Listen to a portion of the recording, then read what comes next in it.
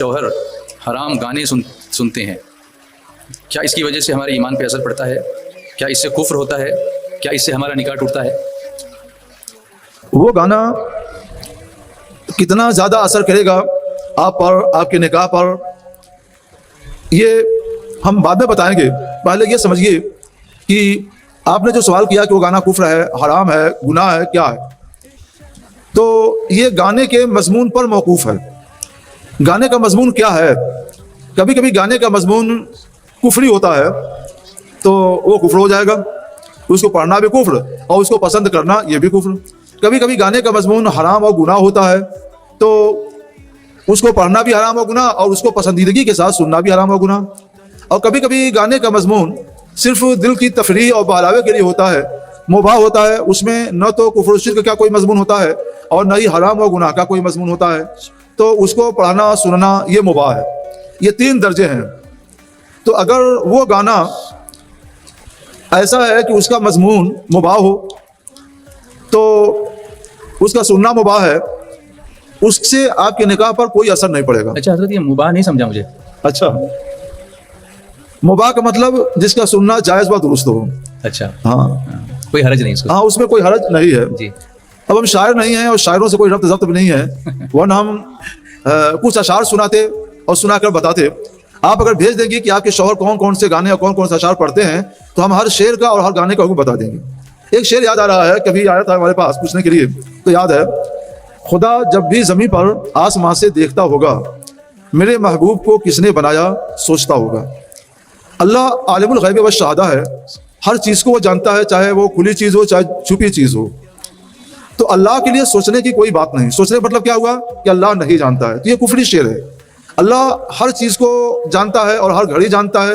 ایک آن سے جو ہزاروں حصہ کم ہو تو اس وقت بھی اللہ تعالیٰ نہ بے خبر ہوتا ہے اور نہ بے علم ہوتا ہے۔ تو یہ کہنا میرے محبوب کو کس نے بنایا سوچتا ہوگا، یہ اللہ تعالیٰ کے عالم الغیب ہونے کا انکار ہے۔ قرآن نے اللہ کو عالم الغیب و شہادہ کہا ہے اور یہ قرآن پاک کی آیت کا انکار ہے۔ قرآن پاک کی آیت کا انکار یہ کفر ہے، یہ حرام و گناہ بھی ہے اور کفر بھی ہے۔ اور وہ گانے اور گانے کے وہ اشعار جن سے اخلاق میں خرابی پیدا ہوتی ہے، مثلا اجنبی عورتوں اور لڑکیوں کی طرف دیکھنے کی رغبت اس میں ہوتی ہے، ان سے معاشرے کی رغبت ہوتی ہے، تو یہ حرام و گناہ ہے، یہ کفر نہیں ہے۔ اور جس میں وہ بات بھی نہ ہو جو پہلے بیان کی، یہ دوسری والی بات بھی نہ ہو، دونوں سے پاک ہو، تو وہ گانا جائز ہے۔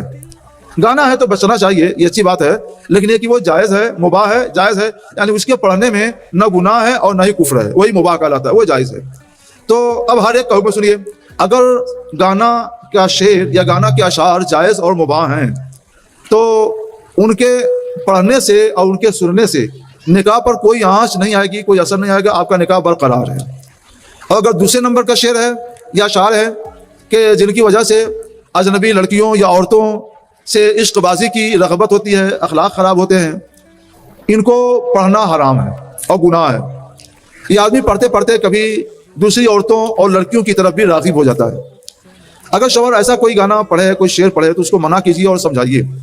اگر آپ پسند کریں گی تو آپ بھی گنہگار ہوں گی، آپ برا سمجھتی ہیں تو آپ گنہگار نہیں ہوں گی، لیکن آپ کے نکاح پر بہرحال اثر نہیں آئے گا، آنچ نہیں آئے گی، نکاح صحیح و درست ہے۔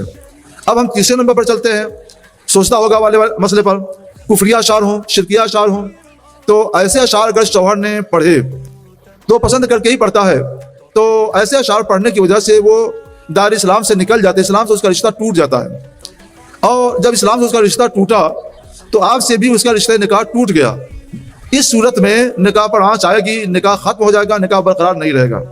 اس میں ضروری ہے کہ آپ شوہر کو خود بھی سمجھائیں، اپنے علاقے سے کسی عالم مولوی صاحب کو بلا کر سمجھانے کی کوشش کریں، وہ توبہ کرے، کلمہ پڑھے اور پھر آپ کے ساتھ نکاح ہو۔ یہ ہے تفصیل کے ساتھ آپ کے پوچھے ہوئے سوال کا حکم۔ میں نہیں جانتا کہ آپ کا شوہر کون کون سا شعر پڑھتا ہے، اس لیے ہم کنفرم اسے حکم تو نہیں بتا سکتے ہیں، لیکن آپ اپنے ایمان سے فیصلہ لے لیجئے گا کہ اس کا یہ شعر اسلام کے مطابق ہے یا حرام و گناہ ہے یا کفر ہے۔ ہر ایک حکم بتا دیا ہم نے، اس کے مطابق اپنی زندگی گزارنے کی کوشش کیجیے گا۔ تو آپ نے اس وقت جو جواب دیا تھا وہ گانا جس میں ایسے کوئی اشعار نہ ہو، جس میں کوئی کفر لکھا تھا، مباح ہے، لیکن ایک شبہ یہاں پر یہ آتا ہے کہ آج کل جو گانے بجتے ہیں اس میں ڈھول، تاشے، مزامیر، میوزک، یہ سب بھی ہوتا ہے، تو پھر اس کے بعد وہ مباح ہوگا؟ اصل میں انہوں نے اپنے گھر کا مسئلہ پوچھا کہ میرا شوہر پڑھتا ہے، اچھا، تو ظاہر ہے کہ گھر میں عام طور پہ شوہر نہیں ہوتا ہے، ہارمونیم وغیرہ لے کر نہیں پڑھتے ہیں، جی، اس لیے ان کو چھیڑا نہیں۔ کیا بات ہے، ماشاء اللہ، جزاک اللہ خیر، ماشاء اللہ۔